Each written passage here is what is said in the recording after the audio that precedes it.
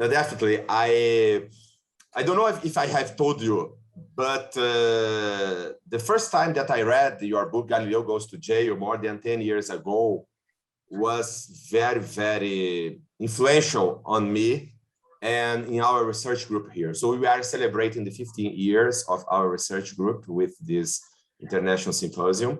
And definitely it's a great honor and pleasure having you here. First, you have been here with us. You bet. And definitely your work has been very, very influential to our work here in Brazil. And also we have worked hard to disseminate your work here. And it has been very influential here in Brazil also. Thank you very much. Okay, so let's start. I will ask the question and then I will quit for the screen, okay? Professor Numbers, based on the major theme of our symposium, what academic studies in the history of science and religion have been accomplished so far? What are the main advances and findings?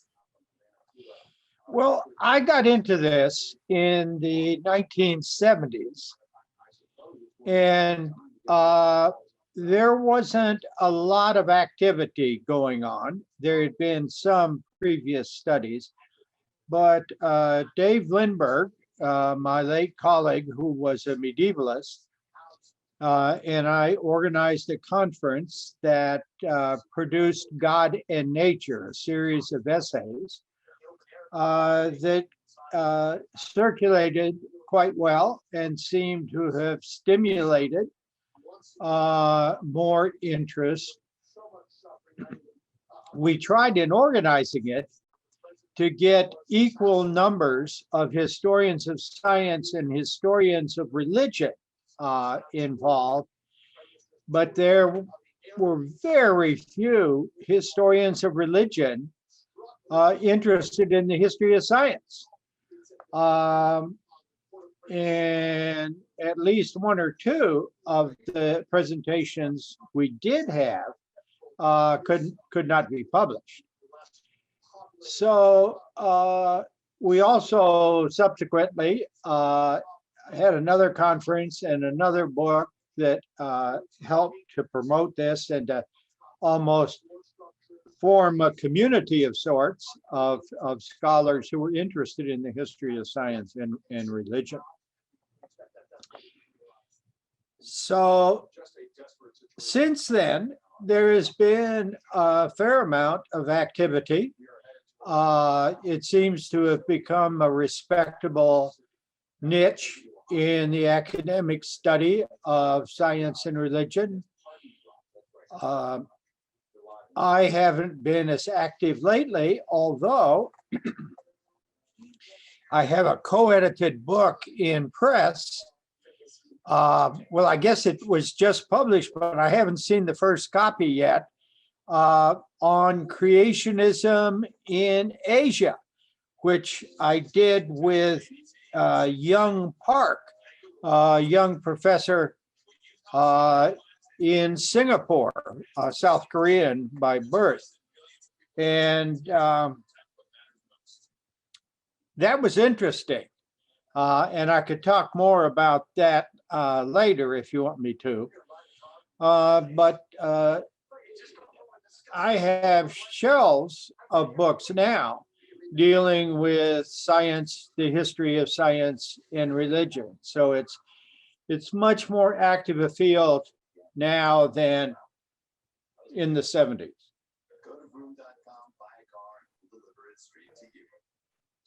Thank you, Ronald. And what do you think are the main findings of the history of the academic studies of the history of science and religion? What are the main myths that were addressed and explained? Well, I think the biggest takeaway that I have from what's been done is the complexity.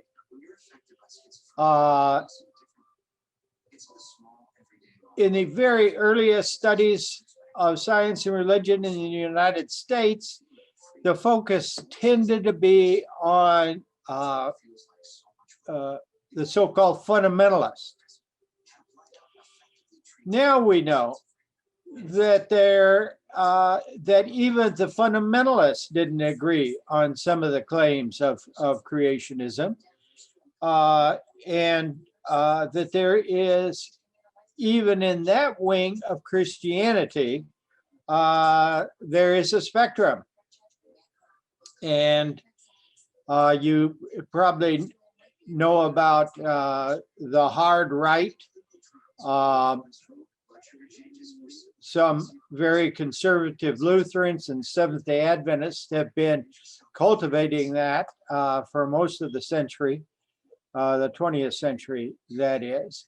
Now, the headquarters seems to have shifted to northern Kentucky with Ken Ham's Answers in Genesis in his impressive museums, Creation Museum and the Ark Encounter, with a huge replica of Noah's Ark. And he seems to have replaced Henry Morris as the most prominent person in that world. And Morris, you might know, is deceased. And the headquarters of his operation, the Institute for Creation Research, has moved from Southern California to Dallas, where one of his sons has taken over. And it's still ongoing, but I don't think it gets the publicity that Ken Ham's operation gets. For a while, there was a lot of attention devoted to so-called intelligent design. But I don't notice much anymore. They still have their operation in the Northwest, but it's not, it was getting the attention in prominent magazines and newspapers for a few years, but has sort of faded, in my estimation, maybe inside the group. And then among evangelicals, another organization has sprung to life, organized, probably funded too, by the head of the National Institutes of Health, Francis Collins, who set this up, the BioLogos group, to promote what I would call theistic evolution among evangelical Christians. So just among evangelical Christians, you have this huge spectrum. And that same is true, we're finding out, around the world. As I said earlier, Dr. Park and I have co-edited this book on creationism in Asia, and not just among Christians. And that's something else that has, I think, only recently been done, or I'm only recently aware of it, about anti-evolutionism in pockets of Eastern religions, as well as in Christianity. Park himself is a historian of creationism in Korea, and has a book ready for press now. Should be out within a year or so, I guess. And in South Korea, creationism seems to have flourished, especially among the Presbyterians there. Presbyterianism seems to be the favorite form of Christianity, or at least of Christian Protestantism there. But elsewhere, you see it, it has indigenous roots in many other places. So that's one of the things that has been accomplished. Also, a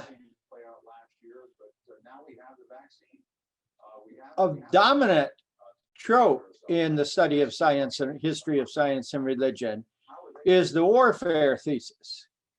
And that is far too simplistic, as you well know. And I've co-edited a book with Jeff Harden, who is very active in biologos, trying to disabuse readers of this myth that won't die. I think a lot of people, for cultural, political reasons, maybe, like the simplistic notion of science and religion being inevitably at war. And that certainly doesn't describe the historical landscape or the current landscape. So I guess those are two of the things that have been worked on fairly a fair amount, and that probably still need more work.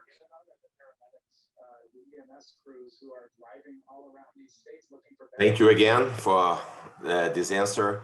And Professor Numbers, how do you see the surprising agreement between the two extremes, radical atheists and radical religious people, in asserting the incompatibility between science and religion, or between religion and evolution, for example?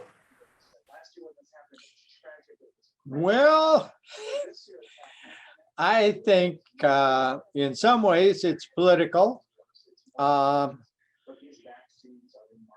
They don't seem, either one, to appreciate complexity.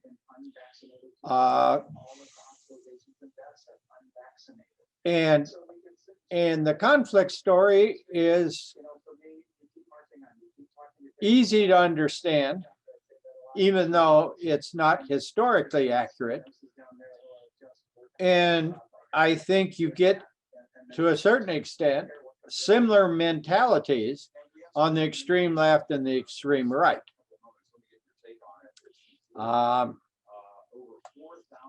The desire for simplistic answers to very complicated questions.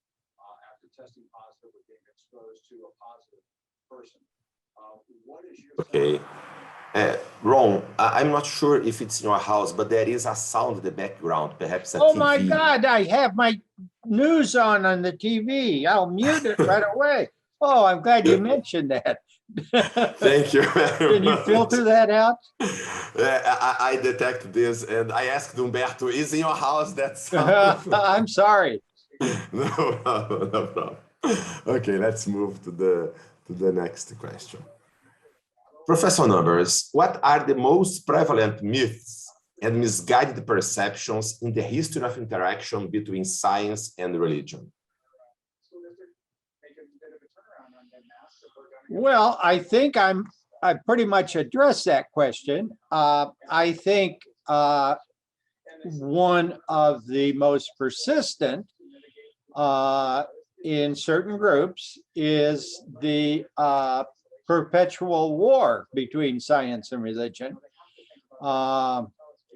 And I think we have enough historical research now to know that that's not even close to the historical truth. Even as I began, even among evangelical or so-called fundamentalist Christians, there's not a consensus.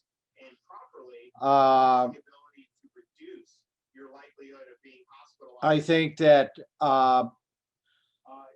we need to, well, there's a myth that anti-science, especially anti-evolution, is most popular among Christian fundamentalists.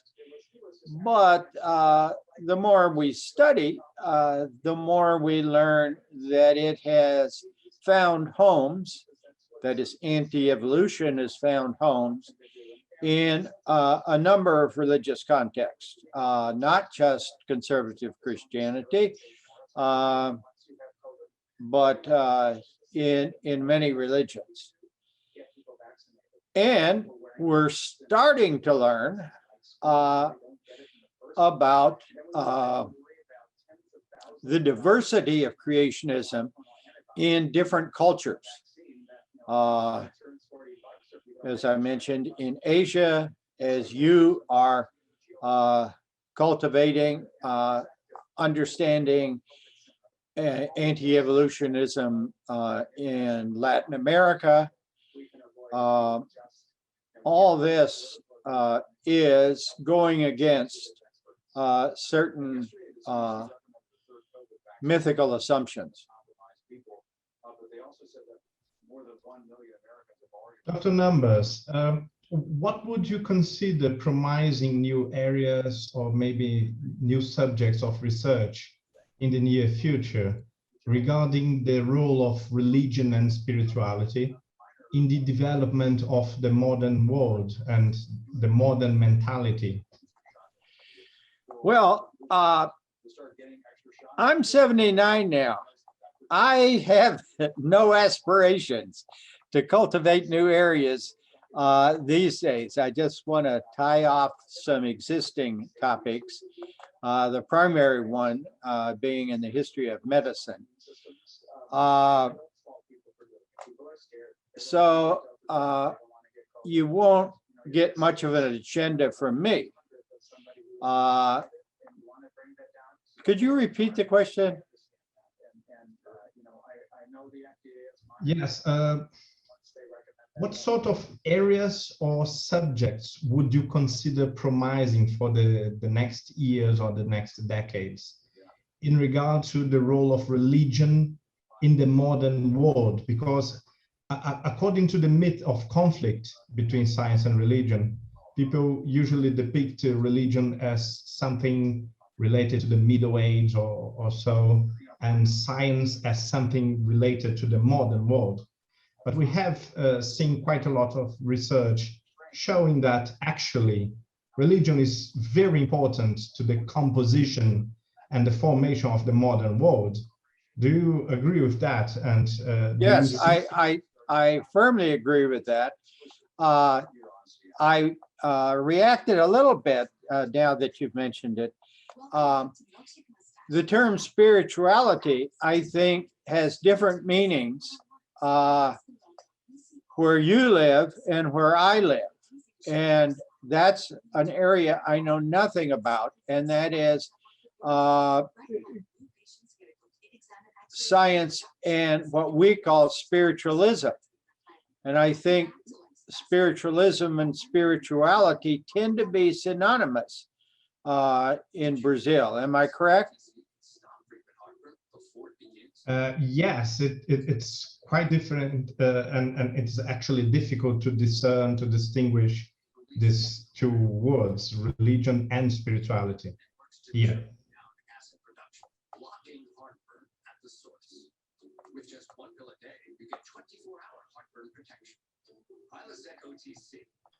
Professor Numbers, I have here your book, Galileo Goes to Jail, that has just been translated to Portuguese in a very beautiful edition called Terra Plana, Galileu na Prisão e Outros Mitos sobre Ciência. And the first time that I read this book more than 10 years ago, there was a sentence just in the introduction that impacted me very much because it changed changed a lot some myths that I had in my mind regarding science and religion. The one that impacted me the most was no scientist, to our knowledge, ever lost his life because of his scientific views, because of religious persecution. Because it's a common idea that hundreds or even thousands of scientists were killed by religious fanatics because of their religion or their scientific views. Yeah. And when you present that no scientist ever lost his life because of his scientific views due to religious persecution, is really, really a very strong and impactful statement. So could you please talk more about this? Well, I think the story that has really promoted that myth is of Galileo. And now for the past few decades, historians have gotten into the Galileo papers in the Vatican archives, etc., and have tracked down almost every hour when he was incarcerated, as they say. And it turns out that for various reasons, it's very unlikely that he was even tortured, much less put to death. He goes down to Rome and he stays with his servant at the ambassador's mansion, the ambassador from Florence mansion. Then when he moves over to the Inquisition, one of the officers gave up his apartment so that Galileo and servant could live there during the trial. And so he didn't even have to eat the Inquisition's food. He had that shipped over from his previous place, from the embassy of Florence. Did I disappear? No, just me. Just me. You are here. Oh, okay. It disappeared from my screen. Anything? Yeah. And during the trial, you may know now, but it wasn't known many years ago, that before the trial, Galileo was ordained as a Catholic cleric, probably to have retirement funds. And he was an elderly man, and those considerations would have prevented any being put on the rack or any extreme torture. So he was treated, even during that period, very well, as a very honored guest, and then sent home outside of Florence, where he was under house arrest there, but had ample opportunity to drink his favorite wine, etc. And one of his daughters lived nearby, who was a nun, as I recall. So that has led to a generalization that that's the way religious groups treated scientists. Of course, even during this time, most scientists were active members of Protestant and Catholic institutions and earned their living that way.